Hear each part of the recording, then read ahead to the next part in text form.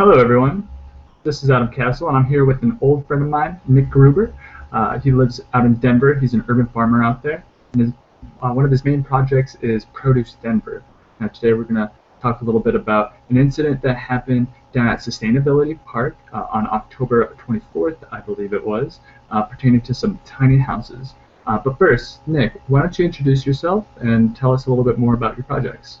My name is Nick Gruber, and I started up an urban agriculture company called Produce Denver with the mission to increase and ensure local organic food in the Denver area. Um, we started off by just farming backyards and with the mission in mind to kind of teach people who were growing gardens in to the importance of fresh food, while improving the built environment to increase mental and physical well-being of their neighbors. Let's jump back 5 years later. We are an urban agriculture company. We're growing food on larger pieces of land because that's a little bit more efficient. Um, and we are now growing on 6 different plots in the city of Denver. We grow food for the convention center, the Denver Pavilion Arts, for a couple restaurants there. We grow on Denver Public School grounds. We have 3 farms that we grow food on that goes directly to the cafeterias.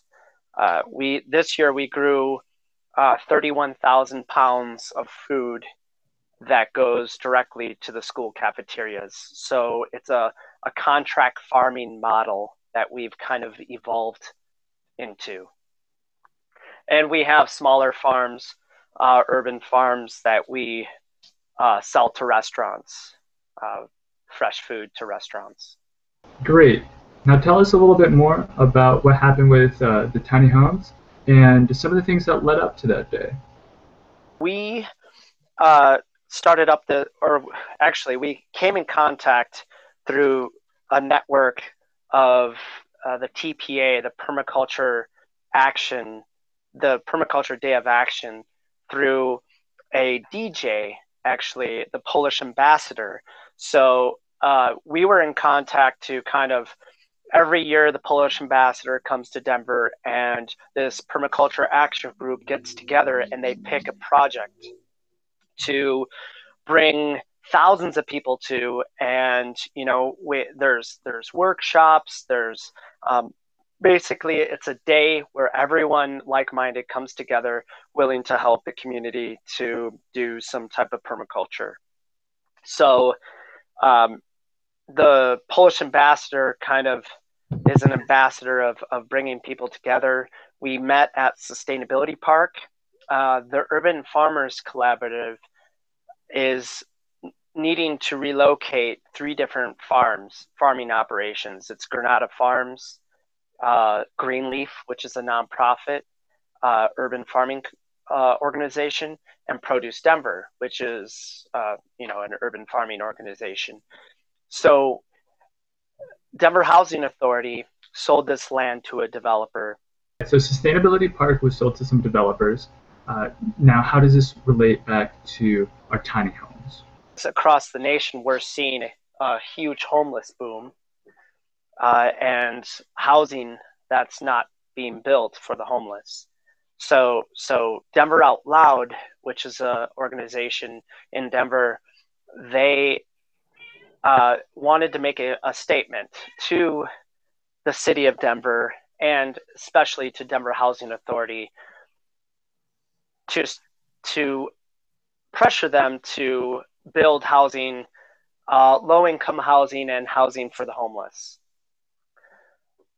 We were not notified that this was going to happen. And for the record, we all support, the Sustainability Park is like ground zero for seeing homeless. There's 6 different homeless shelters a half a block away from we are. So we're very involved in helping the homeless and seeing the problem. So I would say we all support it, but the way that it happened was a little bit disturbing. Um, I think a lot of good came out of it overall.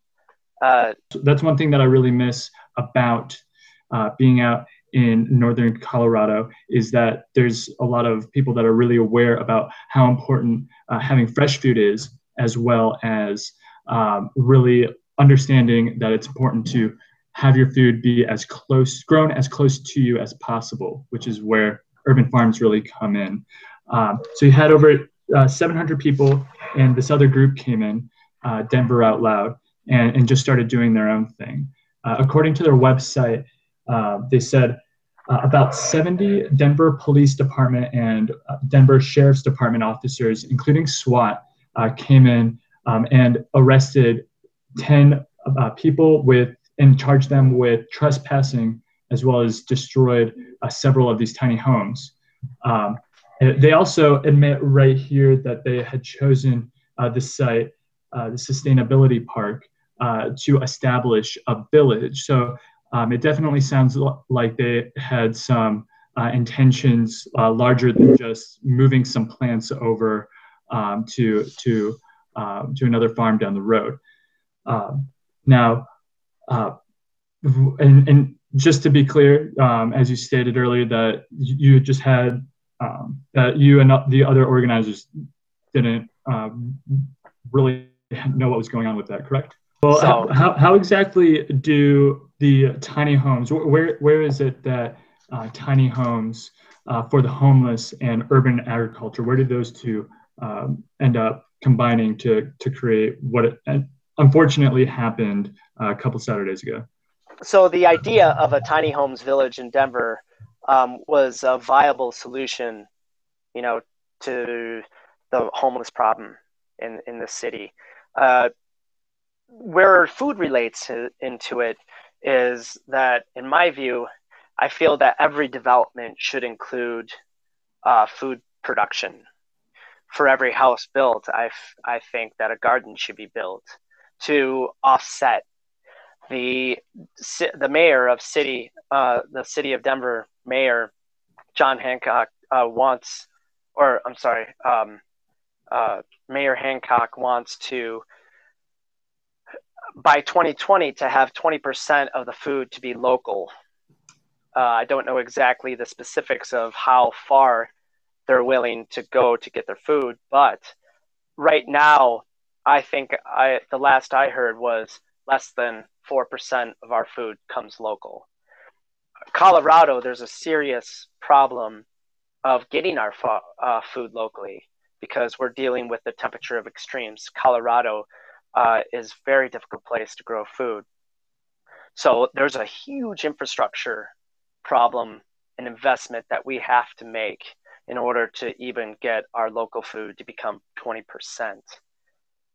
A lot of land in the city is getting displaced for development. So just strictly housing, condos, industrial. So land is disappearing. Same as what low income housing is disappearing in Denver. Very food and homelessness is very correlated.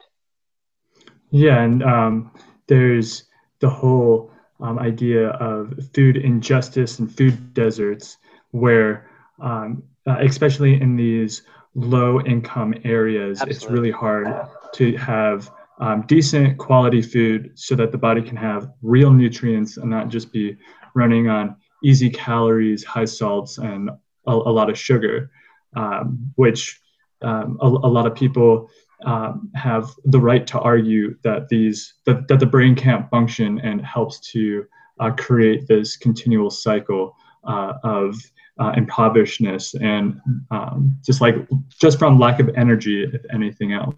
I want to specifically say that it's not only about growing food. I'm an urban farmer, but it's not just about growing food in the city. It's about kind of creating a link to the remaining small producers on the countryside. to increase the local food movement. Um, but in the next 50 years, we're going to see all these rural areas become urban, especially along the Front Range. We're in a very interesting locale geographically along the Rocky Mountains. Um, but what we really need to do is focus on, for every house built, for every family living in the city, we need a certain area of production, food production. I think now that's one small little answer to the food shortage problem that we're likely to have. But just think if, the sustainability park, the developer Treehouse who's going to develop it, creates 30,000, enough food for a family of 10. Granted, there's probably going to be 200 units there, but that's at least offsetting a portion of the food. And it's not just about the food. I want to remind our listeners that it's about connection to nature. It's about increasing mental and physical well-being. It would be great to have a community garden there. A community garden and a community farm can be educational. There's so many different benefits of having these productive food producing spaces in the city that it's kind of a no-brainer why it should be incorporated into building codes. Which it just isn't right now. Yeah. I know a lot of people are just struggling to be able to convert even abandoned lots in other occupied areas into being productive, whether it's for food, whether it's for more general community spaces, or for helping out the impoverished people within the community. That's what I think that people need to realize, city officials need to realize, developers need to realize that we need this land to be in perpetuity, to have an easement on it or have a 99-year lease to really make a difference in the community. Yeah, and what these are my own opinions right here.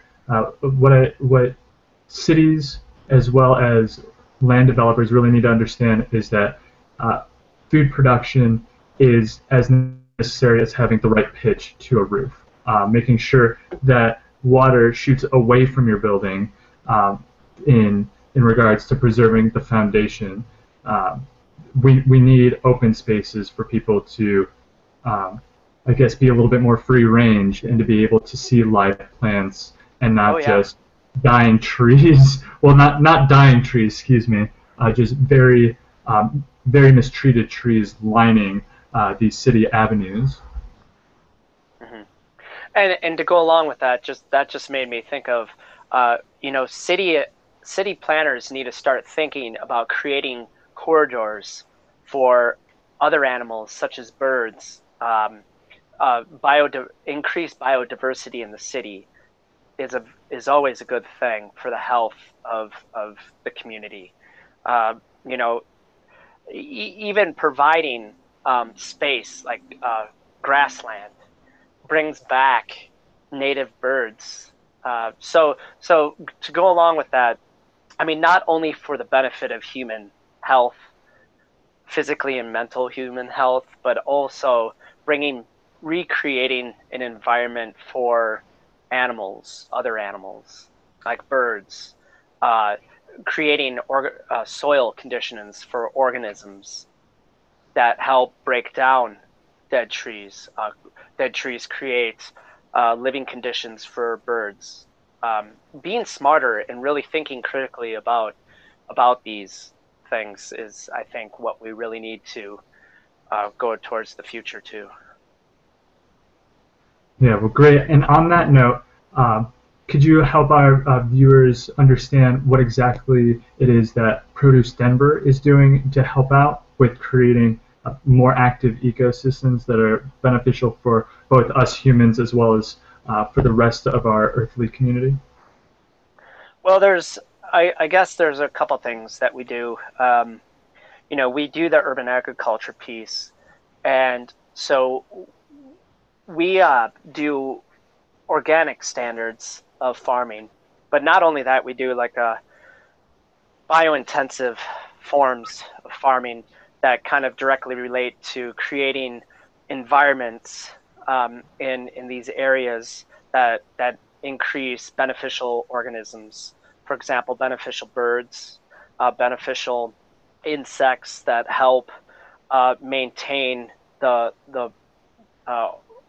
you basically think of an ecosystem, a small city plot as a smaller ecosystem within the city, uh, rather than just spraying pesticides and managing the land by just killing everything. Every time you see like a pest, we're trying to create beneficial organisms to react and kind of create a balance between the beneficials and the non-beneficials. So Produce Denver's, does that within a small garden, a backyard, building, we've built small ponds that catch water, divert water from gutters, and help create water for insects, birds, things like that.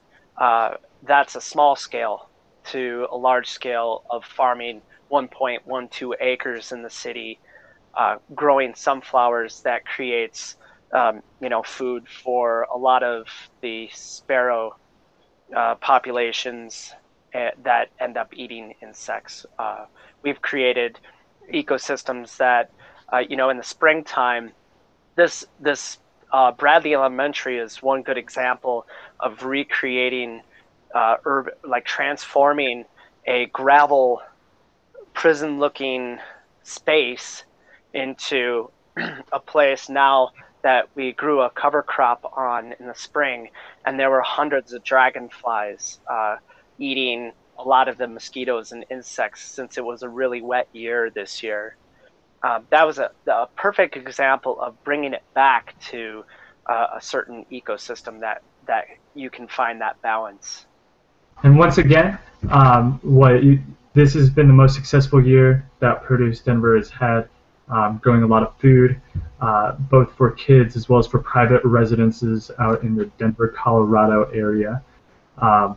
Make sure to check out their website, www.producedenver.com.